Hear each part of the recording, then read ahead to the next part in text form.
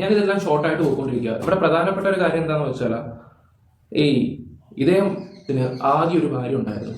ആ ഭാര്യയുടെ ഹസ്ബൻഡ് അദ്ദേഹം എന്താ പറയുക. എല്ലാവർക്കും നമസ്കാരം. കോൺഫിഡന്റ് ഗ്രൂപ്പ് ഓണറായിട്ടുള്ള CJ റോയ് എന്ന് പറയുന്ന അദ്ദേഹം സ്വയം ജീവനൊടുക്കി എന്ന ന്യൂസാണ് പുറത്തു വരുന്നത്. പോസ്റ്റ്മോർട്ടം റിപ്പോർട്ട് പ്രകാരം നെഞ്ചിന്റെ അവിടെ തന്നെ വെടി സ്വയമേ വച്ചു എന്നാണ് പറയുന്നത്. എന്നാൽ സ്വയം ജീവനൊടുക്കുന്ന ഒരു വ്യക്തി നെഞ്ചിന് പകരം നെറ്റിയിലല്ലേ വയ്ക്കത്തുള്ളൂ എന്നുള്ളൊരു ചോദ്യം ബാക്കി വരുന്നുണ്ട്. ഒരുപാട് പേര് അത് ചോദിക്കുന്നുണ്ട്. ഇനി CJ റോയ് എന്ന് പറയുന്ന അദ്ദേഹത്തിന്റെ ആദ്യ ഭാര്യ വേറെയാണെന്നും എന്നാൽ രണ്ടാമത്തെ ഭാര്യയുമാണ് ഇപ്പോൾ നിലവിലുള്ളതെന്നും ഒക്കെ ഉള്ളൊരു സംസാരവും കുറച്ച് ആരോപണങ്ങളും വരുന്നുണ്ട്. നമുക്ക് അതും സംസാരിക്കാം. എന്തോ ആദ്യത്തെ ഭാര്യയ്ക്ക് കോടികൾ ഉണ്ടായിരുന്നെന്നും ഇങ്ങനത്തെ ആരോപണങ്ങൾ വരുന്നുണ്ട്. ഓക്കെ, ആ വിഷയം അവിടെ നിലനിൽക്കെ തന്നെ എൻ്റെ ഒരു മാന്യമായിട്ടുള്ള ഡൗട്ടാണ്. ഓഫ് കോഴ്സ് അദ്ദേഹം ഈ പറയുന്നത് പോലെ സ്വയം ജീവനൊടുക്കിയെങ്കിൽ ഈ ഇൻകം ടാക്സ് റെയ്ഡിന് വരുന്ന സമയത്ത് നമ്മുടെ കയ്യിലുള്ള ഫോണ് കാര്യങ്ങളെല്ലാം അവർ വാങ്ങി വെക്കും. അതുപോലെ നമ്മുടെ ഇഷ്ടത്തിന് ഇപ്പുറത്തെ റൂമിലോട്ട് കയറി ഇറങ്ങി നടക്കാനൊന്നും അവർ സമ്മതിക്കത്തില്ല. എവിടെയെങ്കിലും ഇരിക്കാനുള്ള ഒരു പരിപാടിയെ ഉണ്ടാക്കത്തുള്ളൂ. ഫോൺ ഉൾപ്പെടെ വാങ്ങി വെക്കും. ആരെയും കോൺടാക്ട് ചെയ്യാനോ ഒന്നിനും പറ്റത്തില്ല. അങ്ങനെയുള്ള ഒരു അവസരത്തിൽ CJ റോയ് എന്ന് പറയുന്ന അദ്ദേഹത്തിന് അടുത്ത റൂമിലോട്ട് പോകാനും അവിടെ പോയി തോക്കെടുത്ത് സ്വയമേ വെടിവെച്ച് തീരാനുള്ള ഒരു അവസരം ഒരുക്കി കൊടുത്തോ ഇൻകം ടാക്സ് എന്നുള്ളൊരു ചോദ്യം ബാക്കിയാവുകയാണ്. എനിക്കെന്തോ അതിലൊരു ദുരൂഹതയുണ്ട്. ഇന്നലെ ഞാൻ പറഞ്ഞു ചിലപ്പോൾ അദ്ദേഹത്തെ തീർത്തതായിരിക്കും. നമുക്കറിയത്തില്ല. അവിടുത്തെ CCTV അടക്കം മുക്കിയിരിക്കുകയാണ്. 3 മാസത്തോളം CCTV അടക്കം വർക്കിംഗ് അല്ല, 3 മാസത്തോളം ഒന്നും ഇല്ല എന്നൊക്കെ പറയുമ്പോൾ എന്തൊക്കെയോ ദുരൂഹതകൾ അവിടെ ഉണ്ട്. പ്രത്യേകിച്ച് ഇത്രയും വലിയൊരു ഗ്രൂപ്പിന്റെ CCTV 3 മാസം കൊണ്ട് വർക്കിംഗ് അല്ലെന്ന് പറഞ്ഞു കഴിഞ്ഞാൽ നമുക്ക് അത് അംഗീകരിക്കാൻ പറ്റുമോ? CBI അന്വേഷണം, CID അന്വേഷണം ഒക്കെ വന്നാലും ഏതന്വേഷണം വന്നു കഴിഞ്ഞാലും ഈ കാര്യം തക്കതായ രീതിയിൽ തെളിയണം. ഇനി കുറെ പേര് പറയുന്നുണ്ട് ഒരു പക്ഷേ അദ്ദേഹം ഈ തിരിമറികളും കാര്യങ്ങളൊക്കെ നടത്തിയിട്ടുണ്ടായിരിക്കും, അല്ലാതെ ഇത്രയും ഇങ്ങനെ വളർന്ന് പന്തലിക്കില്ലല്ലോ എന്ന്. എന്തായാലും ഞാൻ ആദ്യം ഒരു കമന്റ് ഒന്ന് വായിക്കാം. CJ റോയുടെ ആത്മഹത്യ ശരിക്കും വേദന ഉളവാക്കുന്നതാണ്. ടെൻഷൻ കൊണ്ടാവും അദ്ദേഹം അത് ചെയ്തത്. ഞാനും അധികൃതരുടെ ഇല്ലീഗലായ നടപടികൾ നേരിട്ട ആളാണ്. 5 മാസം മുൻപ് അറസ്റ്റ് വാറന്റ്, സെർച്ച് വാറന്റ് ഒന്നുമില്ലാതെ വീട്ടിൽ പെട്ടെന്ന് പോലീസ് വീടിനുള്ളിൽ കയറി വന്നു. കൊച്ചു കുട്ടികളുള്ള വീടാണെന്ന് ഓർക്കാതെ വന്നു ബലം പ്രയോഗിച്ച് അറസ്റ്റ് ചെയ്തു കൊണ്ടുപോയി. ഒരു സ്ത്രീയാണ് ഞാൻ എന്ന് ഓർക്കണം. അതായത് ഇത് മറ്റൊരു സ്ത്രീക്ക് ഉണ്ടായിട്ടുള്ള അനുഭവമാണ് കേട്ടോ. എന്തിനാണെന്ന് പോലും അറിയിച്ചില്ല. സ്റ്റേഷനിൽ വരണം എന്ന് പറയുക ആണ് ചെയ്തത്. ചെന്നപാടെ കുറെ പേപ്പറിൽ ഒപ്പ് ഇടിവിച്ചു. പിന്നീടാണ് അറിയുന്നത് ഞാൻ ചെയ്യാത്ത കുറ്റം എന്നിൽ അടിച്ചേൽപ്പിച്ചു അറസ്റ്റ് ചെയ്യുകയായിരുന്നു എന്ന്. പിന്നീട് സോഷ്യൽ മീഡിയ, ന്യൂസ് പേപ്പർ തുടങ്ങിയവയിലെല്ലാം തെറ്റായ വാർത്ത പരത്തി. ആത്മഹത്യ ചെയ്യുന്നതിന് കുഞ്ഞുമക്കളെ ഓർത്താണ് ചെയ്യാതിരുന്നത്. CM, കളക്ടർ, SP, മനുഷ്യാവകാശ കമ്മീഷൻ, ബാലാവകാശ കമ്മീഷൻ എല്ലാവർക്കും പരാതി നൽകി. ലാസ്റ്റ് വിവരാവകാശം വെച്ച് ഞാൻ ചെയ്ത കുറ്റം തെളിവ് സഹിതം ആവശ്യപ്പെട്ട് പരാതി നൽകി. ആർക്കും മറുപടി തരാനില്ല. കുറ്റം ചെയ്താലല്ലേ മറുപടി തരിക. പോലീസിന് അറിയാം മറുപടി തന്നാൽ പ്രശ്നമാണെന്ന്. ചെയ്തു എന്നതിന് തെളിവില്ല. എന്റെ വീട്ടിൽ സമൂഹത്തിൽ ഇറങ്ങി നടക്കാൻ പറ്റാതെ ഞാൻ ആത്മഹത്യ ചെയ്തിരുന്നെങ്കിൽ എല്ലാവരും ഉണ്ടായേനെ. സസ്പെൻഷൻ അടക്കം കൊടുത്തേനെ. കുട്ടികളെയും കൊണ്ട് മരിക്കാൻ ധൈര്യമില്ലാത്തത് കൊണ്ട് പിടിച്ചു നിന്നു. അനുഭവിച്ച മാനസിക സംഘർഷം അത്ര അധികം ഉണ്ട് ഇപ്പോഴും. അതെ എന്ന് പറഞ്ഞിട്ട് ഒരു സ്ത്രീയുടെ കമന്റ് ഞാൻ ഒരു വീഡിയോയുടെ താഴെ കണ്ടിട്ടുണ്ടായിരുന്നു. സത്യം പറഞ്ഞ് ഞാൻ ആ കമന്റ് കണ്ട സമയത്ത് ഈ ഇൻകം ടാക്സ് റെയ്ഡൊക്കെ വരുന്ന സമയത്ത് ഓഫ് കോഴ്സ് അവർ തെറ്റ് ചെയ്തിട്ടില്ലെങ്കിൽ കൂടി അവരൊന്ന് പാനിക് ആകും എന്നുള്ളൊരു കാര്യം വാസ്തവമാണ് അല്ലെ. ഏതോ എന്നൊന്നും പിടിയില്ലാണ്ട് ഇനി സമൂഹത്തിലുള്ളവരെ എന്നെ എന്ത് വിചാരിക്കും എന്നൊക്കെ ചിന്തിക്കുന്ന ഒരു പരിധി വരെയുള്ള ആൾക്കാരുണ്ടാവും. അതുപോലെ CJ റോയ് എന്ന് പറയുന്ന വ്യക്തി തന്റെ വീട്ടിലേക്ക് പെട്ടെന്ന് ഒരു ഇൻകം ടാക്സ് റെയ്ഡ് വരുന്നു. റെയ്ഡ് വന്നതിനെ തുടർന്നിട്ട് പെട്ടെന്ന് മാനസികമായിട്ട് അത് കണക്ട് ആവാണ്ട് ടക്കനെ പോയിട്ട് സ്വയം ജീവൻ എടുക്കുന്നു. എനിക്കതിൽ യോജിപ്പില്ല. അങ്ങേർക്ക് മാനസികമായിട്ട് എന്തെങ്കിലുമൊക്കെ പിടിമുറുക്കങ്ങളും കാര്യങ്ങളൊക്കെ ഉണ്ടാവും. അത് സ്വാഭാവികമാണ്. ഇങ്ങനെ റെയ്ഡ് സ്വന്തം വീട്ടിൽ വരുന്ന സമയത്ത് നമുക്കത് മാനസികമായിട്ട് കണക്ട് ആവില്ല. നമ്മൾ മാനസികമായിട്ട് ഒരുപാട് വീക്കാം. പക്ഷെ ഇത്രയും കോടികൾ ബിസിനസ്, ഇത്രയും വലിയൊരു സാമ്രാജ്യം കെട്ടിപ്പടർത്തി ഉയർത്തിയെടുത്ത CJ റോയ് എന്ന് പറയുന്ന അദ്ദേഹം ഇങ്ങനെ ഒരു കടുംകൈ ചെയ്യുമോ? ഇനി ചെയ്തെങ്കിൽ ഓഫ് കോഴ്സ് ചെയ്തെന്ന് തന്നെ ഇരിക്കട്ടെ. ചെയ്തെങ്കിൽ എന്തിനു വേണ്ടിയിട്ട്? ഒരിക്കലും ഒരു സാമാന്യ ഇൻകം ടാക്സ് റെയ്ഡിന്റെ പിന്നാലെ അദ്ദേഹം ഒരിക്കലും ഇങ്ങനെ ചെയ്യില്ല എന്നാണ് ഞാൻ വിശ്വസിക്കുന്നത്. അങ്ങനെ ചെയ്തിട്ടുണ്ടെങ്കിൽ മറച്ചു വയ്ക്കേണ്ട എന്തോ വലിയൊരു ഉടായ്പ് അദ്ദേഹത്തിന്റെ ഭാഗത്ത് നിന്ന് ഉണ്ടായിട്ടുണ്ട്. പുറം ലോകം അറിഞ്ഞാൽ താൻ ഇതിന്റെ അപ്പുറം നാറി നത്തം കൊട്ടുമെന്ന് താൻ മനസ്സിലാക്കുന്ന എന്തോ ഒരു കാര്യം, എവിടെയോ ഒരു ദുരൂഹതയുണ്ട്. എന്തായാലും തക്കതായ രീതിയിൽ കാര്യങ്ങൾ അന്വേഷിക്കണം, പുറത്തു വരണം. ഇനി ഈ വ്യക്തിക്ക് തോക്കെടുക്കാനുള്ള അവസരം ഈ ഇൻകം ടാക്സുകാർ കൊടുത്തു, അല്ലെങ്കിൽ ഇൻകം ടാക്സ് റെയ്ഡിന്റെ സമയത്തിന് എന്തുകൊണ്ട് അദ്ദേഹത്തിന്റെ ക്യാബിനിലോട്ട് അല്ലെങ്കിൽ മറ്റൊരു റൂമിലോട്ട് തോക്കെടുക്കാനും അദ്ദേഹത്തിന് വിട്ടു? വേറൊരു പേപ്പർ ചോദിച്ചാലും എന്ത് ചോദിച്ചിട്ടാലും വിട്ടു. സാധാരണ ഇൻകം ടാക്സ് റൈഡ് വന്നു കഴിഞ്ഞാൽ ഫോണും എല്ലാം ചെക്ക് ചെയ്ത് എല്ലാം വാങ്ങി വെച്ചിട്ട് അവിടെ ഇരുത്തും. അതാണ് ചെയ്യുന്നത്. പക്ഷെ ഇവിടെ എന്താ ചെയ്തിട്ടുള്ളത്? അതുകൊണ്ട് തന്നെ അതിലും ഒരു ദുരൂഹതയുണ്ട്. CCTV ഫുട്ടേജ് എല്ലാം മിസ്സിംഗ് ആണ്, ഒന്നും പുറത്തു വന്നിട്ടില്ല. അങ്ങനെ കുറെ ദുരൂഹതകൾ ഈ കേസിൽ നീണ്ടു നിൽപ്പുണ്ട്. ഇനി വേറൊരു കമന്റ് വയ്ക്കാം. നിങ്ങൾ എന്തൊക്കെ പറഞ്ഞാലും നമ്മുടെ നാട്ടിൽ പെട്ടെന്ന് ഉയർന്നു വരുന്ന പലരുടെയും പിന്നിൽ നിയമവിരുദ്ധമായ പലതുമുണ്ട്. അതാണ് യാഥാർത്ഥ്യം. ഓക്കെ, ഓഫ് കോഴ്സ് ചിലപ്പോൾ കാണുമായിരിക്കും, ടാക്സ് വെട്ടിപ്പോ അതും ഇതും ഒക്കെ കാണുമായിരിക്കും. പക്ഷെ അതേ തുടർന്നിട്ട് ഇത്രയും വലിയൊരു സാമ്രാജ്യം കെട്ടിപ്പടർത്തി അദ്ദേഹം ഇങ്ങനെ ഒരു കടുങ്കൈ ചെയ്യൂ. ഇനി ടാക്സ് വെട്ടിച്ചാൽ കൂടി അല്ലെങ്കിൽ അതിന്റെ എന്തെങ്കിലും ഫൈനോ കാര്യങ്ങളോ ഒക്കെ അടച്ച് അത് ഇരട്ടി തുക അടച്ചങ്ങ് തീർത്തു വിടാവുന്ന പ്രശ്നങ്ങളാണ്. പക്ഷേ എന്തോ മറച്ചു വെക്കപ്പെടേണ്ട അല്ലെങ്കിൽ അത്രയ്ക്ക് മേൽ ഇല്ലീഗലായിട്ടുള്ള എന്തോ ട്രാൻസാക്ഷൻ ഈ വ്യക്തിയുടെ ലൈഫിൽ നടന്നിട്ടുണ്ടോ എന്നുള്ളൊരു ചോദ്യമാണ് അവിടെ ബാക്കിയാകുന്നത്. ഇനി ഞാൻ വേറൊരു വീഡിയോ കൊടുക്കാം. നേരത്തെ ഞാൻ പറഞ്ഞില്ലേ ഇദ്ദേഹത്തിന് മറ്റൊരു ഭാര്യ ഉണ്ടായിരുന്നു, ഇപ്പൊ വേറൊരു ഭാര്യയാണ് എന്നൊക്കെ ഉള്ള ഒരു ആരോപണം ഡാനി സത്യൻ പറയുന്നുണ്ട്. നമുക്ക് കേട്ടു നോക്കാം. ഞാൻ ഇതെല്ലാം ഷോർട്ടായിട്ട് പോയിക്കൊണ്ടിരിക്കുക. ഇവിടെ പ്രധാനപ്പെട്ട ഒരു കാര്യം എന്താണെന്ന് വെച്ചാൽ ഇദ്ദേഹത്തിന് ആദ്യം ഒരു ഭാര്യ ഉണ്ടായിരുന്നു. ആ ഭാര്യയുടെ ഹസ്ബൻഡ് അദ്ദേഹം എന്താ പറയണ്ടേ ആത്മഹത്യ ചെയ്ത മരിക്കുക ഉണ്ടായത്. എന്തോ അദ്ദേഹത്തിൻ്റെ കൂടെ അദ്ദേഹം ജോലി ചെയ്തെന്നും പറയുന്നുണ്ട്, പിന്നെ തട്ടിയെടുത്തെന്നും പറയുന്നുണ്ട്, അങ്ങനെ ആത്മഹത്യ ചെയ്തെന്നും പറയുന്നുണ്ട്. അങ്ങനെ അല്ലാതെ കഴിഞ്ഞിട്ട് കുറേ കഴിഞ്ഞ് ബിസിനസ്സൊക്കെ അദ്ദേഹത്തിൻ്റെ ഫ്ലോപ്പായതിനു ശേഷം 600 കോടി രൂപയുടെയൊക്കെ പുതിയൊരു കഥ വരുന്നുണ്ട്. അതിൻ്റെ സത്യാവസ്ഥ എന്താണെന്ന് കൂടുതലായിട്ട് അറിയത്തില്ല. അറിഞ്ഞ കാര്യമാണ് ഞാൻ പറയുന്നത്. ഞാനതിലൊരു വിശദമായിട്ട് പിന്നെ ഒരു വീഡിയോ ചെയ്യുന്നുണ്ട്. ഇതിപ്പോൾ ഞാൻ ഓടിച്ചിട്ട് ഒരു തട്ടിക്കുട്ടി മാത്രം ചെയ്യുന്നൊരു വീഡിയോ. ഓക്കെ, എന്തോ ഒരു ആദ്യ ഭർത്താവ് ആദ്യ ഭാര്യ എന്നൊക്കെ പറഞ്ഞിട്ട് ഡാനി പറയുന്നുണ്ട്. എനിക്കത് ക്ലിയർ ആയിട്ട് മനസ്സിലായിട്ടുമില്ല. ഏതോ ഒരു ഭർത്താവ് വെടിവെച്ച് സ്വയം ഇതിനു മുന്നേ ജീവൻ ഒടുക്കിയെന്നും ഇങ്ങനത്തെ കുറച്ച് ആരോപണങ്ങൾ ഡാനി സത്യൻ പറഞ്ഞു വെക്കുന്നുണ്ട്. ഇതിന്റെ സത്യാവസ്ഥ ഡാനി തന്നെ പറയട്ടെ. എനിക്കത് കേട്ടപ്പോൾ തന്നെ എന്തോ ഒരു ഡൗട്ട്, എവിടെയോ ഒരു മിസ്സിംഗ് അടിച്ചിട്ടുണ്ടായിരുന്നു. ഓക്കെ, ഇനി നമ്മുടെ ബിഗ് ബോസ് താരം അനീഷ് ഈ CJ റോയ് എന്ന് പറയുന്ന വ്യക്തി അദ്ദേഹം മരിച്ച സമയത്ത് ഒരു വീഡിയോ ഇട്ടിട്ടുണ്ടായിരുന്നു. ഓക്കെ, എല്ലാവരും വീഡിയോസ് ഇട്ട് കാര്യങ്ങൾ ഇട്ടു. പക്ഷെ അതിനിടയിൽ സ്വന്തമായിട്ട് പൊക്കിക്കൊണ്ട് ഒരു വീഡിയോ ആണ് ഈ അനീഷ് ഇട്ടിട്ടുള്ളത്. കണ്ടപ്പോ പുച്ഛം തോന്നിയടോ തന്നോടൊക്കെ വെറും പുച്ഛം തോന്നി. തന്റെ നാടിനെയും തന്നെയും വെച്ച് പൊക്കി പറയാനാണ് താൻ എന്തിനാണ് ഇങ്ങനെ ഒരു വീഡിയോ ഇട്ടത്? ഒരാളുടെ മരണത്തിന്റെ ഇടയിൽ സ്വന്തമായിട്ട് പൊക്കി പറഞ്ഞുകൊണ്ടിരിക്കുന്നത്. ഇതൊക്കെ എന്ന് ഊളത്തരാടോ എന്നേ ചോദിക്കാനുള്ളൂ. എന്തായാലും അത് കണ്ടുനോക്കാം. ഒരു വാർത്ത ഞാൻ അറിയുമ്പോൾ എനിക്ക് വല്ലാത്തൊരു ഷോക്കായിരുന്നു. കാരണം കോടന്നൂർ എന്ന് പറയുന്ന ഒരു ചെറിയ ഗ്രാമത്തിൽ നിന്നുള്ള ഒരു സാധാരണക്കാരനായിട്ടുള്ള എന്നെ ചേർത്ത് പിടിക്കാനായിട്ട് അദ്ദേഹം കാണിച്ച ഒരു വലിയ മനസ്സുണ്ട്. അപ്പൊ ആ മനസ്സ് ഞാൻ നേരിട്ട് അറിഞ്ഞിട്ടുള്ളതാണ്. അപ്പൊ അങ്ങനെയുള്ള ഒരാള് കേരളത്തില് ഇത്രയധികം പോപ്പുലർ ആയിട്ടുള്ള അല്ലെങ്കിൽ എല്ലാവരും ആരാധിക്കുന്ന ഒരു ബിസിനസ് ടൈക്കൂൺ എന്നൊക്കെ പറയുന്ന ഒരാൾ ഇങ്ങനെയൊക്കെ ചെയ്തു എന്നറിഞ്ഞപ്പോ ശരിക്കും അതൊരു ഷോക്കിംഗ് ആയിട്ടുള്ള ന്യൂസ് ആയിരുന്നു. എന്നെ സംബന്ധിച്ചിടത്തോളം ഞാൻ ബിഗ് ബോസ് കഴിഞ്ഞ് വീട്ടിലെത്തിയപ്പോ ഒരുപാട് ആളുകൾ എന്നെ വീട്ടിലേക്കും അതുപോലെ തന്നെ എന്റെ ഫോണിലേക്കും ഒക്കെ വിളിച്ച് സംസാരിക്കുന്നുണ്ടായിരുന്നു. അവരൊക്കെ പറയുന്നുണ്ടായിരുന്ന ഒരു കാര്യം ഞങ്ങളുടെ മനസ്സിൽ അനീഷ് വിജയിക്കും എന്നുള്ളതായിരുന്നു. അതുപോലെ അനീഷിന് വേണ്ടിയിട്ടാണ് വോട്ട് ചെയ്തത്. അങ്ങനെ എല്ലാവരും എന്നെ പരിചയപ്പെടുന്ന ഭൂരിഭാഗം ആളുകളും എന്നോട് അങ്ങനെയാണ് പറഞ്ഞുകൊണ്ടിരിക്കുന്നുണ്ടായിരുന്നത്. അപ്പൊ അത് കേൾക്കുമ്പോ എനിക്കും ഒരു മാനസിക വിഷമം ഉണ്ടായിട്ടുണ്ടായിരുന്നു. കാരണം അയ്യോ, എനിക്ക് ജയിക്കാനായിട്ട് സാധിച്ചില്ലല്ലോ, ഇത്രയധികം ജനങ്ങളുടെ സപ്പോർട്ടും പിന്തുണയും ഉണ്ടായിട്ട് എനിക്ക് ജയിക്കാനായിട്ട് സാധിച്ചില്ലല്ലോ എന്നുള്ളൊരു വിഷമം തീർച്ചയായിട്ടും ഉണ്ടായിരുന്നു. അതുകൂടാതെ ഞാൻ ഈ ഷോയ്ക്ക് വേണ്ടി പോകുമ്പോ അധികം ആരും തന്നെ എന്നെ അറിയുന്നുണ്ടായിരുന്നില്ല.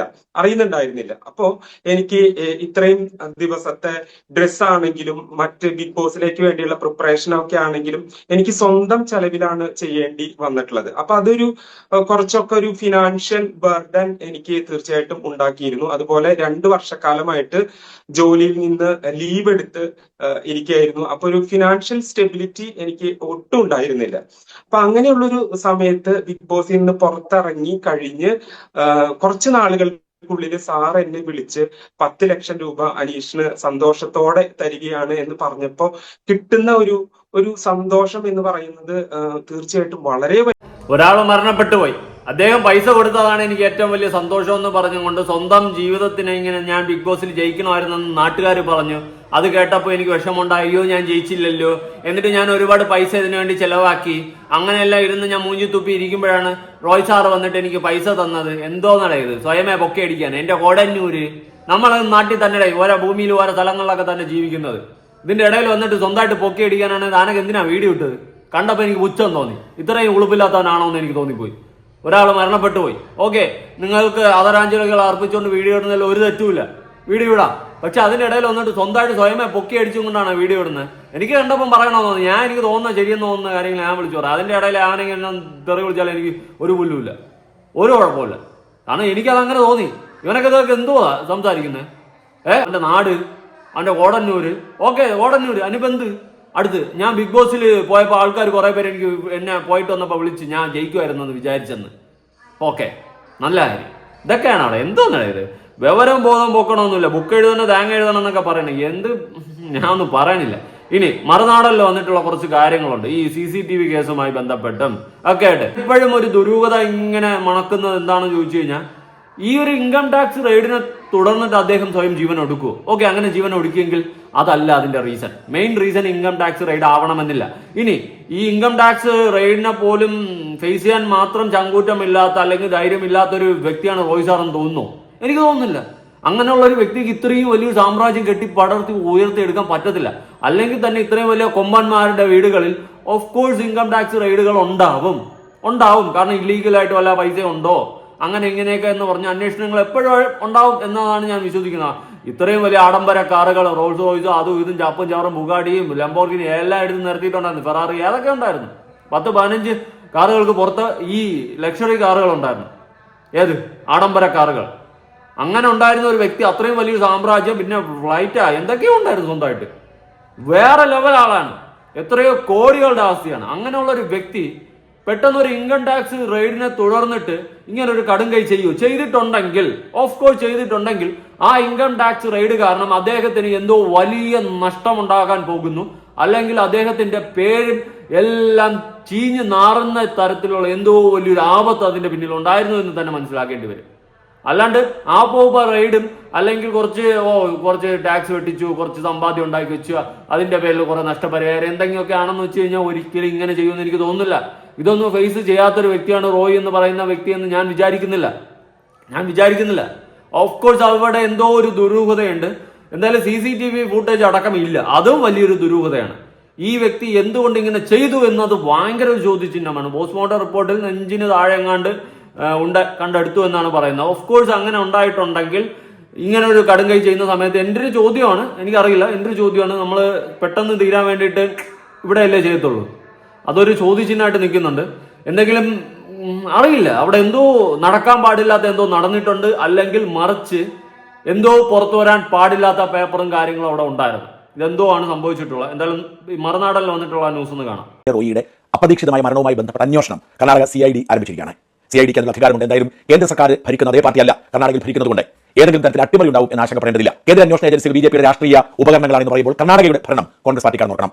അവിടെ നടന്ന ഒരു ക്രിമിനൽ ആക്ടിനെ കുറിച്ച് അല്ലെങ്കിൽ ഒരു മരണത്തെക്കുറിച്ച് അന്വേഷിക്കാൻ അധികാരം കേന്ദ്ര ഏജൻസികൾക്കില്ല, കർണാടക പോലീസ് മാത്രമാണ്. അതുകൊണ്ട് കർണാടക പോലീസ് പ്രത്യേക അന്വേഷണ സംഘത്തെ നിയോഗിച്ചിരിക്കുന്നു. മുതിർന്ന ഉദ്യോഗസ്ഥന്മാരാണ് സംഘത്തിലുള്ളത്. അവർ തെളിവെടുപ്പുകൾ ആരംഭിച്ചു കഴിഞ്ഞു. അടിസ്ഥാനപരമായി എന്ത് സംഭവിച്ചു? പല സംശയങ്ങളും ചോദ്യങ്ങളും ഉയർന്നു വരുന്നുണ്ട്. എങ്ങനെയാണ് നെഞ്ചിൽ വെടിയേറ്റ് മരിച്ചത് എന്നതാണ് ഒരു ചോദ്യം. സാധാരണഗതിക്ക് ഒരാൾ സ്വയം ജീവനെടുക്കാൻ തീരുമാനിച്ചാൽ നെറ്റിയിൽ വെടിവെക്കുകയാണ് ചെയ്യുന്നത്. മരിക്കുക എന്ന് ഉറപ്പ് വേണമെങ്കിൽ അവർ അങ്ങനെയാണ് ചെയ്യുന്നത്. നെഞ്ചിലേക്ക് വെടിയേറ്റത് എങ്ങനെയാണ്? അതുകൊണ്ട് തന്നെ അത് ദുരൂഹതയുണ്ട് എന്ന് പറയുന്നവരുണ്ട്. റോയ് സ്വയം ജീവൻ ഒടുക്കിയതല്ല എന്ന് പറയുന്നവർ പോലുമുണ്ട്. അത്തരം ആലോചനകളും ഗൂഢാലോചനകളും ഒക്കെ സംഭവിക്കുമ്പോൾ കർണാടക പോലീസ് ശക്തമായ അന്വേഷണം ആരംഭിച്ചു കഴിഞ്ഞിരിക്കുന്നു. എന്നാൽ എല്ലാവരും ഞെട്ടിക്കുന്ന ഒരു കാര്യം CCTV ദൃശ്യങ്ങൾ ലഭ്യമല്ല എന്നതാണ്. കഴിഞ്ഞ 3 മാസമായി ഈ കോൺഫിഡന്റ് ഗ്രൂപ്പുമായി ബന്ധപ്പെട്ട CCTV ദൃശ്യങ്ങളൊന്നും ലഭ്യമല്ല. CCTV നിശ്ചലമായിരുന്നു എന്ന് ഞെട്ടിക്കുന്ന വാർത്ത പുറത്തു വന്നിട്ടുണ്ട്. ഇന്നലെ പുറത്തു വന്നിരുന്ന വാർത്ത ഈ സംഭവ സ്ഥലത്തെ, അതായത് റോയുടെ ഓഫീസിലെയും പരിസര പ്രദേശത്തെയും CCTV ദൃശ്യങ്ങളെല്ലാം ശേഖരിച്ചിരിക്കുന്നു പോലീസ് എന്നാണ്. എന്നാൽ ഇന്ന് പോലീസ് വൃത്തങ്ങൾ തന്നെ പറയുന്നു CCTV ഒന്നും പ്രവർത്തിക്കുന്നുണ്ടായിരുന്നില്ല എന്ന്. ഇത് വളരെ ദുരൂഹതയുയർത്തുന്ന ഒരു സംഭവമാണ്. സാധാരണഗതിക്ക് കോൺഫിഡന്റ് ഗ്രൂപ്പ് പോലെ കോടികളുടെ കച്ചവടം ചെയ്യുന്ന ഒരു സ്ഥാപനം, സ്വന്തം സുരക്ഷയ്ക്ക് വേണ്ടി തോക്കുകൾ കൊണ്ട് നടക്കുന്ന മുതലാളിയാണ് റോയി. അപ്പോൾ അവിടെ സ്വാഭാവികമായും CCTV നിർണായകമാണ്. CCTV ഓഫ് ആയിരുന്നു എന്ന് മാത്രമല്ല, കഴിഞ്ഞ 3 മാസമായി അവിടുത്തെ CCTV ദൃശ്യങ്ങൾ ലഭ്യമല്ല എന്ന് പറയുമ്പോൾ എന്തോ മറച്ചു വയ്ക്കാൻ ശ്രമിച്ചിരുന്നു. നമ്മൾ പുറത്ത് കാണാത്തതും അറിയാത്തതുമായ എന്തൊക്കെയോ ഈ മാസങ്ങളിൽ അവിടെ നടന്നിരുന്നു എന്ന് വ്യക്തമാണ്. ഇപ്പോൾ റോയിയുടെ മരണം സംഭവിച്ചപ്പോൾ വളരെ എളുപ്പത്തിൽ നമുക്ക് ആരോപണം ഉന്നയിക്കാൻ കഴിയും. സഹോദരൻ പറയുന്നുണ്ട് ദുരൂഹമാണ്, റോയിയെ സമ്മർദ്ദത്തിലാക്കി മരണത്തിലേക്ക് തള്ളിവിട്ടതാണ് എന്നൊക്കെ സഹോദരൻ പറയുന്നുണ്ട്. കൃഷ്ണപ്രസാദിന്റെ പേരുള്ള ഒരു ഇൻകം ടാക്സ് ഓഫീസറുടെ പേരും സഹോദരൻ പറയുന്നുണ്ട്. എന്നാൽ അങ്ങനെ പറയുമ്പോഴും നമ്മൾ അറിയാത്ത, നമ്മൾ മനസ്സിലാക്കാത്ത ഒരുപാട് കാര്യങ്ങൾ ഈ കോൺഫിഡന്റ് ഗ്രൂപ്പുമായി ബന്ധപ്പെട്ട കഴിഞ്ഞ മാസങ്ങളിൽ സംഭവിച്ചിരുന്നു വ്യക്തമാക്കുന്നത് ഏറ്റവും വലിയ തെളിവാണ് CCTV ദൃശ്യങ്ങൾ നിശ്ചലമാണ് എന്നത്. തീർച്ചയായും CCTV ഒരു നിർണായക ഘടകമാണ്. CCTV മാത്രമേ നമുക്ക് അറിയാൻ കഴിയൂ. ഇന്നലെ ഒരു ദിവസം CCTV കാണാതെ പോയതല്ല. മുഖ്യമന്ത്രി ക്ലിഫ് ഹൗസിലെ CCTV ദൃശ്യങ്ങൾ ഇടിവെട്ടേറ്റ് നഷ്ടപ്പെട്ടു എന്ന് പറയുന്നത് പോലെയല്ല. കഴിഞ്ഞ 3 മാസമായി അവിടെ CCTV ദൃശ്യങ്ങൾ ലഭ്യമല്ല എന്ന് പറയുമ്പോൾ മറച്ചു വയ്ക്കുന്നതൊക്കെ ഉണ്ടായിരുന്നു വ്യക്തമാണ്. മാത്രമല്ല നമ്മളൊരു കാര്യം പ്രത്യേകം ശ്രദ്ധിക്കേണ്ടതുണ്ട്. കേരളത്തിൽ ഏറ്റവും അധികം ശ്രദ്ധ നേടിയ ഒരു സംരംഭകനാണ് CJ റോയ്. മലയാള ചാനലുകൾക്കൊക്കെ പ്രിയപ്പെട്ടവനാണ്. എല്ലാ പരിപാടികളുടെയും സ്പോൺസറാണ്. ഇത്രയും പ്രധാനപ്പെട്ട ഒരു ഗ്രൂപ്പിൽ 3 ദിവസമായി തുടർച്ചയായി ഇൻകം ടാക്സ് റെയ്ഡ് നടന്നിട്ടും ആരും അറിഞ്ഞില്ല എന്ന് പറയുന്നതിൽ ദുരൂഹതയുണ്ട്. ആരും പറഞ്ഞില്ല എന്ന് പറയുന്നത് വളരെ വിചിത്രമായ സംഗതിയാണ്. ഇതൊക്കെ കൊണ്ട് തന്നെ ഇപ്പോൾ പ്രത്യേകിച്ച് റെയ്ഡ് നടത്തിയ ഇൻകം ടാക്സ് ഉദ്യോഗസ്ഥന്മാർ പുറത്തു കയറിയിട്ട് എന്തെങ്കിലും കാര്യം കൊണ്ടുവന്ന് ചർച്ചയാവുന്നു. പലരും ഇൻകം ടാക്സ് ഉദ്യോഗസ്ഥന്മാരെ പഴിക്കാൻ ശ്രമിക്കുന്നുണ്ട്. സഹോദരന്റെ വാക്കുകൾ ഏറ്റെടുത്തുകൊണ്ട് അവർ അങ്ങനെയാണ് ചെയ്യുന്നത്. സഹോദരൻ പറഞ്ഞത് ഇങ്ങനെയാണ്: കേരള ഇൻകം ടാക്സ് ഡിപ്പാർട്ട്മെന്റിൽ നിന്നാണ് വന്നിരുന്നത്.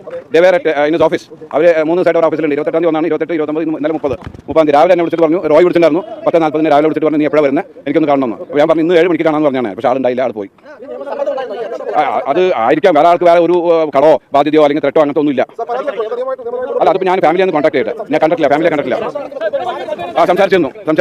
അല്ല, അവർ അതിനെ പറഞ്ഞു. ഇതേറ്റ് പിടിച്ചുകൊണ്ട് മോദിയുടെ കേന്ദ്ര ഏജൻസികൾ കൊലയ്ക്ക് കൊടുത്തു എന്ന തരത്തിൽ കേരളത്തിൽ പലരും ചർച്ച ആരംഭിച്ചിട്ടുണ്ട്. പക്ഷേ വാസ്തവം അങ്ങനെയാണോ? ഞാൻ ഈ പറഞ്ഞ 3 മാസമായി CCTV പ്രവർത്തിക്കുന്നില്ല എന്ന് പറയുന്നത് തന്നെ ദുരൂഹമാണെന്ന് മാത്രമല്ല, കഴിഞ്ഞ കുറേ കാലമായി കോൺഫിഡൻസ് ഗ്രൂപ്പ് ഇൻകം ടാക്സിന്റെയും EDയുടെയും മറ്റ് കേന്ദ്ര അന്വേഷണ ഏജൻസികളുടെയും റഡാറിലായിരുന്നു. നമ്മൾ പുറത്ത് കാണുന്നതും പുറത്തറിഞ്ഞതും ആയിരുന്നില്ല യാഥാർത്ഥ്യം. പലപ്പോഴും നമ്മുടെ നാട്ടിലെ ഒരു പ്രത്യേകത, സാധാരണക്കാരുടെ പിന്നാലെ വാർത്തകൾ സൃഷ്ടിക്കും. മർനാറിനെ പോലെ നഗ്ന സത്യങ്ങൾ വിളിച്ചു പറയുന്നവർക്കെതിരെയും വാർത്തയുണ്ടാവും. അതൊക്കെ നിരന്തരം സോഷ്യൽ മീഡിയയിൽ ഉണ്ടാവും. എന്നാൽ സ്വാധീനമുള്ള ഇത്തരം ശക്തികൾക്കെതിരെ എന്ത് നടന്നാലും ആരും അറിഞ്ഞെന്ന് നടിക്കില്ല. അതുകൊണ്ട് ഇപ്പോൾ പെട്ടെന്ന് അദ്ദേഹത്തിന് മരണം ഉറപ്പായപ്പോൾ, അദ്ദേഹം മരിച്ചപ്പോൾ അദ്ദേഹത്തിന് രക്തസാക്ഷി പരിവേഷം നൽകാനുള്ള നീക്കമാണ്. പക്ഷേ ദുരൂഹതകളെ കുറിച്ച് ആരും കടന്നു പോകുന്നില്ല. ഇവിടെ നമ്മൾ ശ്രദ്ധിക്കുന്ന 3 കാര്യങ്ങളുണ്ട്. ഒന്ന്, ഏതാണ്ട് ഡിസംബർ പകുതിയോടെ തുടങ്ങിയ ഒരു ദുരന്തത്തിന്റെ തുടർച്ചയാണ്. ഡിസംബർ പകുതിയോടുകൂടി ബാംഗ്ലൂർ ഒട്ടുമിക്ക റിയൽ എസ്റ്റേറ്റ് സ്ഥാപനങ്ങളിലും റെയ്ഡ് നടന്നു.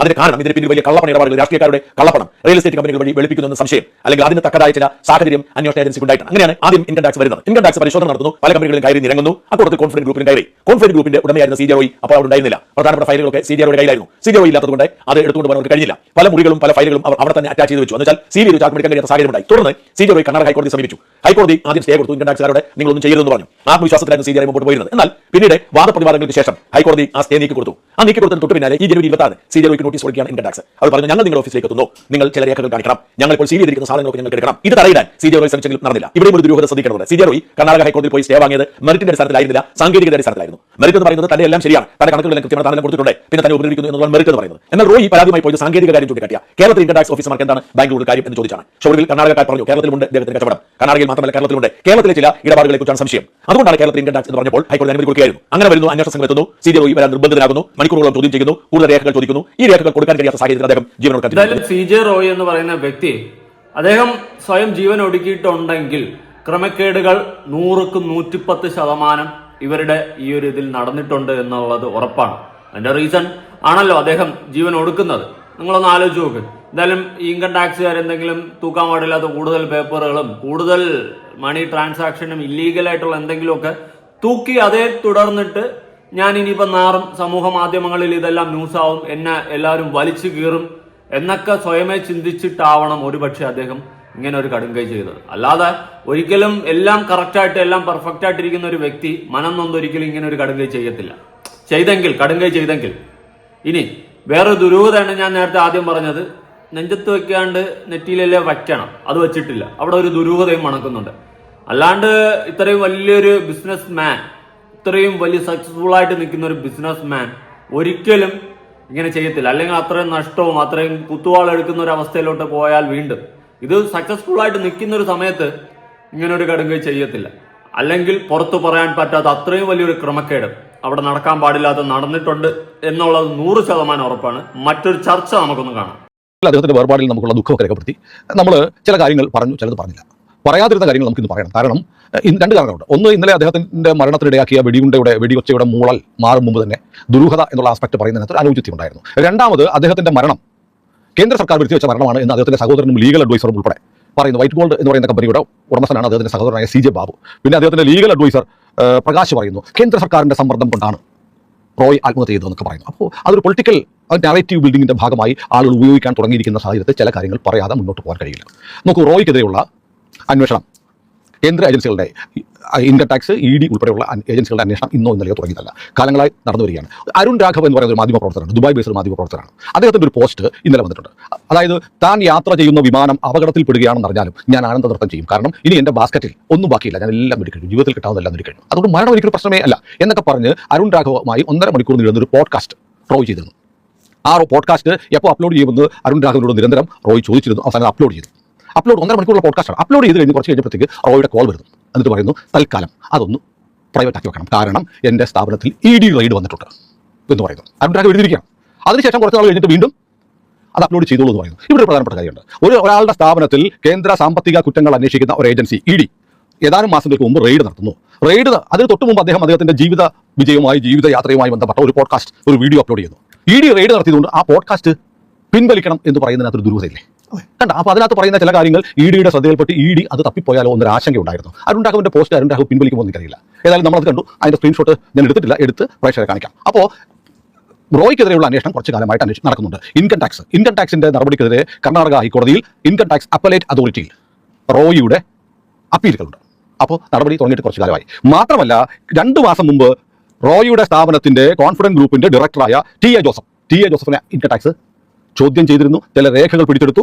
എന്നിട്ട് അദ്ദേഹത്തിന്റെ ഓഫീസിലുള്ള ചില ലോക്കറുകൾ മുദ്ര വെച്ചു, സീൽ ചെയ്തു. എന്നിട്ട് ഞാൻ മനസ്സിലാക്കുന്നത് ഇൻകം ടാക്സിന്റെ ബാംഗ്ലൂരിൽ നടന്ന ഈ റെയ്ഡിന് ഇൻകം ടാക്സിന്റെ ബാംഗ്ലൂരിലെ ഓഫീസർമാരെ അല്ല നിയോഗിച്ചത്. കാരണം ബാംഗ്ലൂരിലെ ഓഫീസർമാർക്ക് ഒരുപക്ഷെ റോയിയായിട്ട് ബന്ധമുണ്ടെങ്കിൽ ചില വിവരങ്ങൾ ചോർന്നു പോകുമോ എന്നുള്ള സംശയമുണ്ട്. ഇൻകം ടാക്സിന്റെ കേരളത്തിലുള്ള അഡീഷണൽ കമ്മീഷണറായ കൃഷ്ണപ്രസാദിന്റെ നേതൃത്വത്തിലുള്ള സംഘമാണ് റെയ്ഡിന് പോയത്. മനസ്സിലായോ? ഇതെല്ലാം കൂടെ കൂട്ടി വയ്ക്കാം. അങ്ങനെ അവർ ദുബായിൽ നിന്ന് റോയിയെ വിളിച്ചു വരുത്തുകയാണ്. എന്തിനാണെന്നറിയോ? ഈ ലോക്കർ തുറക്കാൻ, മുദ്ര വെച്ചിരിക്കുന്ന ലോക്കർ തുറക്കാൻ വേണ്ടിയിട്ട് റോയിയെ വിളിച്ചു വരുത്തുന്നു. ഏതാണ്ട് വളരെ കൃത്യമായിട്ട് പറഞ്ഞാൽ 12 മണിക്കാണ് ഇൻകം ടാക്സിന്റെ സംഘം റോയിയുടെ ഓഫീസിലെത്തുന്നത്. 2 മണിക്ക് റോയി അവിടെയുണ്ട്. റോയി ഓഫീസിലൂടെ നടക്കുന്നു. 2:03 ചില രേഖകളിൽ ഒപ്പിടാൻ ഇൻകം ടാക്സിന്റെ ഓഫീസർമാർ റോയിയോട് ആവശ്യപ്പെടുന്നു. 2 മണി 3 മിനിറ്റ്. 3 മണിയായപ്പോൾ റോയി പെട്ടെന്ന് പറയുന്നു, എനിക്ക് എൻ്റെ ക്യാബിനിലേക്ക് പോകണം. അതിന് തൊട്ട് മുമ്പ് റോയിയുടെ ആവശ്യപ്പെട്ടത് എന്താണ്? ക്യാബിനിലേക്ക് പോകാൻ റോയി തയ്യാറാവുന്നത് എന്തുകൊണ്ടാണ്? ചില രേഖകൾ എടുത്തു തരാമെന്ന് പറയാൻ, അല്ലെങ്കിൽ ഈ പറയുന്ന ലോക്കർ തുറക്കാനുള്ള കീ എടുക്കാനാണോ? ഏതായാലും ഇൻകം ടാക്സ് റെയ്ഡ് നടക്കുമ്പോൾ മൊബൈൽ ഉപയോഗിക്കാൻ പറ്റില്ല. ആളുകളുടെ വേറെ സഞ്ചാര സ്വാതന്ത്ര്യം അവിടെ ഇരിക്കേണ്ടി വരും. അപ്പോൾ അവരോട് അനുവാദം വാങ്ങിച്ചിട്ട് ക്യാബിനിലേക്ക് പോകണം എന്ന് പറയുമ്പോൾ അവർ കൂടി താല്പര്യമുള്ള എന്തോ കാര്യം എടുക്കാൻ, അത് ചെയ്യാൻ വേണ്ടിയിട്ടാണ് റോയി അങ്ങോട്ട് പോയത്. അപ്പോൾ ഈ ലോക്കർ തുറക്കാൻ ഇപ്പോഴും ലോക്കർ തുറന്നിട്ടില്ല. അങ്ങനെ ഇൻകം ടാക്സിന്റെ അനുമതിയോടെ 3 മണിക്ക് ക്യാബിനിലേക്ക് പോകുന്ന റോയി 3:10 തോക്കെടുത്ത് സ്വന്തം പിസ്റ്റൾ എടുത്ത് വെടിവെക്കുന്നു. ഇതാണ് സംഭവിച്ചത്. അപ്പോൾ അതിന്റെ ക്രോണോളജിക്കലായിട്ടുള്ള സംഭവം ഇങ്ങനെയാണ്. അപ്പോൾ നോക്കൂ, കേരളത്തിലെ സംഘമല്ല, ബാംഗ്ലൂരിൽ നടക്കുന്ന കർണാടകയിൽ നടക്കുന്ന റെയ്ഡിന് കേരളത്തിലെ ടീം പോയി. കേരളത്തിലെ സംഘമല്ല, ബാംഗ്ലൂരിലെ സംഘമല്ല, കേരളത്തിലെ സംഘം പോയി. അതിന്റെ ഒരു രഹസ്യാത്മക നിലനിർത്താൻ വേണ്ടിയിട്ടാണ്. അദ്ദേഹത്തോട് സംസാരിക്കുന്നു, അദ്ദേഹത്തെ വിളിച്ചു വരുത്തിയതാണ്. ആ ലോക്കർ ഇപ്പോഴും തുറന്നിട്ടില്ല. ആ ലോക്കറിൽ എന്താണ്? ഇതൊരു ചോദ്യമാണ്. ഇനി റോയിയെ സംബന്ധിച്ച് റോയി വളരെ ചെറിയ രീതിയിൽ ആരംഭിച്ച ആളാണ്. അദ്ദേഹം റിയൽ എസ്റ്റേറ്റ് തുടങ്ങി. പിന്നെ ഹരിപ്പാടുള്ള ക്രിസ്റ്റൽ പ്രസാദ് എന്ന് പറയുന്ന ഒരാളുടെ സ്ഥാപനവുമായി സഹകരിച്ച് അതിന്റെ ഡയറക്ടറൊക്കെ ആയിരുന്നു. ആ ക്രിസ്റ്റൽ ഗ്രൂപ്പിന്റെ ഇപ്പോഴത്തെ അവസ്ഥയെക്കുറിച്ച് നമുക്ക് പിന്നീട് സംസാരിക്കാം. അവിടെ നിന്ന് അദ്ദേഹം മാറിയിട്ട് കോൺഫിഡൻസ് ഗ്രൂപ്പ് ഉണ്ടാക്കുന്നു. റോയി ഒരു വലിയ പ്രസ്ഥാനമായി വളരുകയാണ്. പ്രസ്ഥാനം എന്ന് പറഞ്ഞാൽ വെറുതെ ചില്ലറ കളിയൊന്നുമില്ല. പണ്ട് റോയിയുടെ ചെറുപ്പകാലത്ത് റോയി പറഞ്ഞു കേട്ടിട്ടുണ്ട്, അദ്ദേഹത്തിന്റെ ഒരു മാരുതി 800 മുമ്പ് ഒരു കാർ ഉണ്ടായിരുന്നു, ഡോൾഫിൻ എന്ന് പറഞ്ഞ കാർ. മൊത്തം ഫൈബറിന്റെ ബോഡിയാണ്. ഞാൻ കോളേജ് പഠിക്കുമ്പോൾ ഞങ്ങൾ ഇംഗ്ലീഷ് പഠിപ്പിച്ച ടീച്ചർക്ക് ഒരു നീല നിറത്തിലുള്ള ഡോൾഫിൻ കാർ ഉണ്ടായിരുന്നു. ഒറ്റ സിംഗിൾ ഡോർമറ്റാണ്. എന്താണ് ഓർമ്മ? ഫൈബറാണ്, മെറ്റലല്ല, ഫൈബറിന്റെ കാർ. ആ ഡോൾഫിൻ പോലത്തെ ഒരു കാർ വാങ്ങാൻ വേണ്ടി അദ്ദേഹം കാത്തു നിന്നതും അത് കടക്കാരൻ ഓടിച്ചു വിട്ടതും അവസാനം ആദ്യമായിട്ട് ഒരു മാരുതി 800 മേടിച്ചതും പിന്നീട് വണ്ടികൾ 12 റോൾസ് റോയ്സ് ഉണ്ട് റോയ്ക്ക്. ഇപ്പോൾ 12 റോൾസ് റോയ്സ് ഉണ്ട്. പിന്നെ ലോകത്തെമ്പാടുള്ള എല്ലാ ബ്രാൻഡഡ് വണ്ടികളും അദ്ദേഹത്തിന്റെ ദുബായിലെ വീട്ടിലുണ്ട്. ദുബായിലെ ഏറ്റവും സമ്പന്നമായ സ്ഥലത്താണ് അദ്ദേഹം താമസിച്ചത്. ദുബായിൽ മാത്രമല്ല, ഒരിക്കൽ ദുബായ് എയർ ഷോയിൽ കാണാൻ പോയി. എന്നിട്ട് ഒറ്റയടിക്ക് 11 വിമാനം ഓർഡർ ചെയ്തു. 11 വിമാനം. അപ്പോൾ അത്രമാത്രം കൂറ്റൻ സാമ്പത്തിക നില ഉണ്ടാക്കിയ ആളാണ്. അലാവുദ്ദീന്റെ അത്ഭുത വിളക്ക് പോലെ നോക്കി നിൽക്കെ ഉണ്ടാക്കിയ ആളാണ് റോയ്.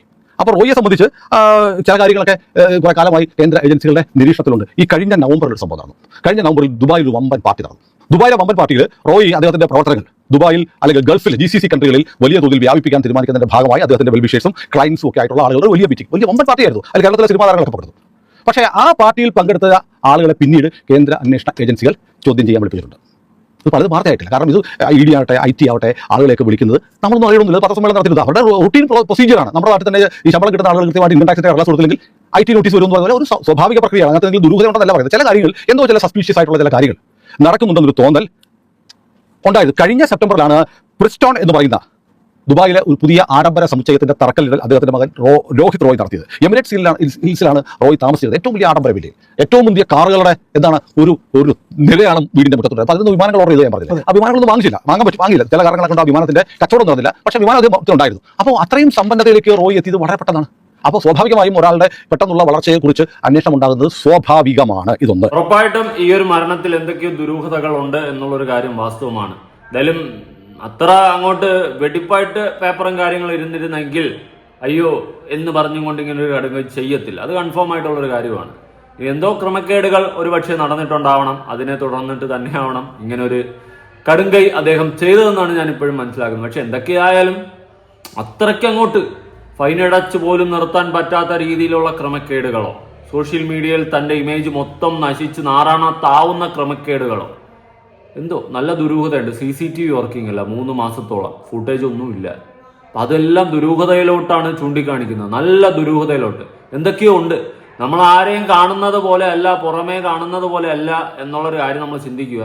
നമുക്ക് നോക്കാം, എന്തായാലും കാത്തിരിക്കാം. ഇതിന്റെ സത്യാവസ്ഥ പുറത്ത് വരണം. CBI CID ആരെങ്കിലുമൊക്കെ അന്വേഷിച്ചിട്ട് ഇതിന്റെ സത്യാവസ്ഥ പുറത്തു കൊണ്ടുവരണം. നമ്മളെപ്പോലുള്ള സാധാരണക്കാരായ ജനങ്ങൾക്ക് അറിയണം ഇത്രയും വലിയ പണക്കാരൊക്കെ ഇങ്ങനെ ചെയ്യുന്നുണ്ടെങ്കിൽ സാധാരണക്കാരന്മാരൊക്കെ ഇനി എന്തൊക്കെ ചെയ്യുമെന്ന് ദൈവത്തിനറിയാം. അതാണ് അവസ്ഥ. എന്തായാലും നിങ്ങളുടെ അഭിപ്രായങ്ങളും കാര്യങ്ങളും ഉറപ്പായിട്ട് പുതിയൊരു വീഡിയോ ആയിട്ടാണ്. ബൈ.